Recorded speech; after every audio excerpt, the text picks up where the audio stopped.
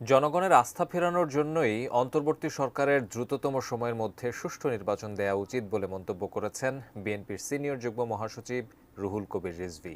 সকালে ভাষা আন্দোলনের শহীদদের প্রতি শ্রদ্ধা নিবেদন শেষে তিনি এই কথা বলেন। আন্তর্জাতিক মাতৃভাষা দিবস উপলক্ষে কেন্দ্রীয় শহীদ মিনারে ফুল দিয়ে শ্রদ্ধা জানায় বিএনপি। রুহুল কবির রিজভীর নেতৃত্বে প্রথমে কেন্দ্রীয় নেতারা ও পরে ছাত্রদল, যুবদল, স্বেচ্ছাসেবক দল সহ বিভিন্ন অঙ্গ সংগঠনের নেতাকর্মীরা শ্রদ্ধা নিবেদন করেন 52 ভাষা আন্দোলনের শহীদদের স্মরণে নির্মিত বেদিতে। শ্রদ্ধা নিবেদন শেষে রিজভী বলেন, বাঙালির দুঃখ ও প্রেরণা দুটিরই উৎস 21শে ফেব্রুয়ারি। 52 ভাষা আন্দোলনে যেমন ছাত্র সমাজ রক্ত দিয়েছিল, তেমনি 24শে ছাত্ররা রক্ত দিয়ে স্বৈরাচার ও ফ্যাসিবাদ মুক্ত বাংলাদেশ উপহার দিয়েছে। তাই অন্তর্বর্তী সরকারের উচিত জনগণের গণতান্ত্রিক অধিকার ফিরিয়ে দেয়া।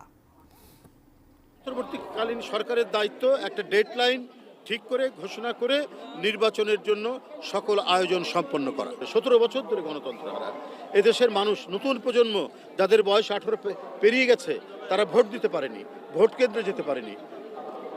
এই যে স্থানীয় সরকার নির্বাচনের কথা বলা হচ্ছে, এইটা গণতান্ত্রিক শক্তি এবং রাজনীতিবিদের প্রতি এক ধরনের অবজ্ঞা। আমরা আর কোনো বিশৃঙ্খলা সৃষ্টি করতে চাই না, তবে আমাদের সঙ্গে